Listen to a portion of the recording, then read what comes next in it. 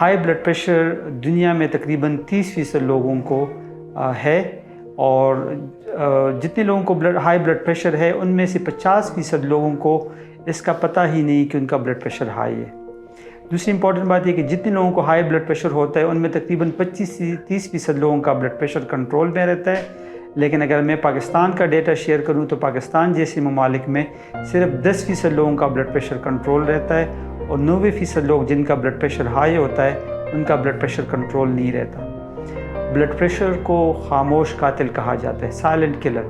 اس کی وجہ یہ ہے کہ اس کے سمٹمز نہیں ہوتے، اس کے کوئی اثرات نہیں ہوتے، لیکن یہ دل، دماغ اور گردوں کی خون کی شریانوں کو نقصان پہنچا سکتا ہے، جس کی وجہ سے بعد میں لوگوں کو دل کا دورہ پڑ سکتا ہے، یا ان کا دل کا پمپ فیل ہو جاتا ہے جس کو ہارٹ فیلئر کہتے ہیں۔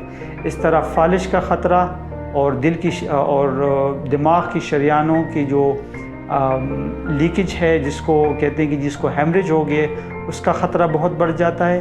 تیسری امپورٹنٹ بات یہ ہے کہ اگر کسی کی گردے فیل ہو جائیں تو اس کی وجہ سے ایسے لوگوں کو ڈائلسس کی ضرورت پڑتی ہے۔ تو اگر آپ دیکھ لیں یہ تینوں بیماریاں، چاہے دل کی بیماری ہو، چاہے فالج دماغ کی بیماری ہو، یا چاہے گردوں کی بیماری ہو، بہت ہی تکلیف دہ اور جان لیوا بیماریاں ہیں، اور ان سب کی وجہ جو ہے وہ ہائی بلڈ پریشر ہے۔ اس لیے یہ امپورٹنٹ ہے کہ ہائی بلڈ پریشر کو کنٹرول کیا جائے، تاکہ ہم جو ہے تو زیادہ اچھی طرح لمبی زندگی جئیں۔ اور اب میں آپ کو ساتھ میں کچھ انفارمیشن شیئر کرنا چاہوں گا کہ بلڈ پریشر کو کنٹرول کس طرح کیا جائے۔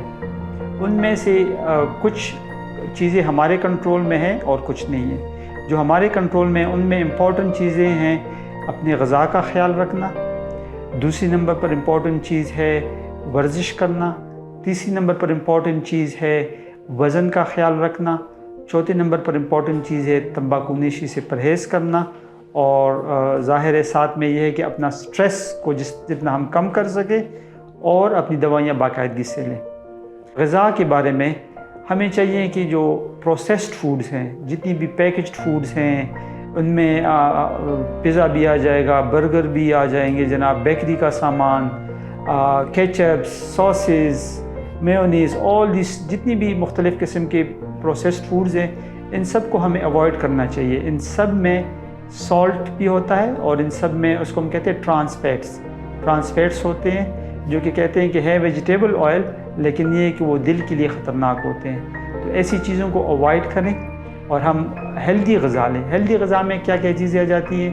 ہیلدی غذا میں ہمارے پاس سبزیاں آ جاتی ہیں، فروٹس آ جاتے ہیں، مختلف قسم کی بینز آ جاتے ہیں، جیسے چنے کی دال، لوبیا، ویسی دالیں، مطلب یہ کہ ساری چیزیں جو ہے ہم مکس جو ہے ان کا ایک وہ رکھیں، پروپورشن رکھیں، اور اس کو استعمال کریں۔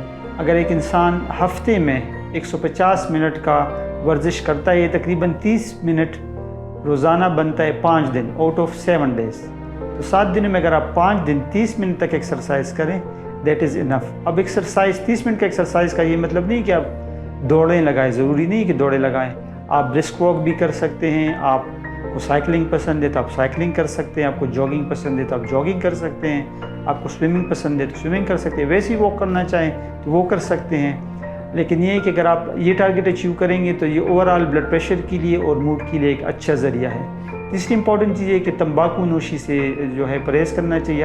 ہر قسم کا تمباکو کا استعمال جو ہے وہ اگر آپ بند کر دیں تو وہ بیسٹ رہے گا، نہ صرف دل کے لیے، بلڈ پریشر کے لیے، بلکہ ہر طرح کی کینسر کی بیماریوں کے لیے بھی وہ بیسٹ رہے گا کہ آپ ایسی چیز استعمال نہ کریں۔ آئیڈیلی ہمیں کوشش کرنی چاہیے کہ ہمارا وزن جو ہے تو ہماری ہائٹ اور ایج کے مطابق کنٹرول میں رہیں۔ جنرل آپ یوں کر سکتے ہیں کہ آپ اپنا ویسٹ سرکمفرنس جس کو کہتے ہیں کہ اس کو چیک کر سکتے ہیں جناب۔ تو مردوں میں کہتے ہیں کہ جی 96 سینٹی میٹر، اور خواتین میں 80 سینٹی میٹر سے کم جو ہے وہ ویسٹ سرکمفرنس ہونا چاہیے ہمارا۔ ٹھیک جی، اس میں ایک امپورٹنٹ بات کرنا چاہوں گا، وہ یہ ہے کہ بلڈ پریشر بعض اوقات لوگ دوائیاں شروع کر دیتے ہیں، پھر چیک کرتے ہیں اپنا بلڈ پریشر، کہتے ہیں کہ جی ہمارا بلڈ پریشر تو بالکل ٹھیک ہو گیا ہے، اس لیے وہ ڈاکٹر سے مشورہ کی بغیر دوائیاں بند کر دیتے ہیں۔ بلڈ پریشر اس لیے کنٹرول ہے کیونکہ دوائی جسم میں ہے، دوائی کا اثر ہے تو بلڈ پریشر کنٹرول ہے۔ جیسے آپ دوائی بند کریں گے، دوائی کا اثر ختم ہو جائے گا، بلڈ پریشر دوبارہ ہائی ہو جائے گا۔ اس لیے جب بھی اگر آپ نے دوائی میں کچھ چینجز کرنی ہے وہ اپنے ڈاکٹر کے مشورے کے بغیر نہ کریں جی.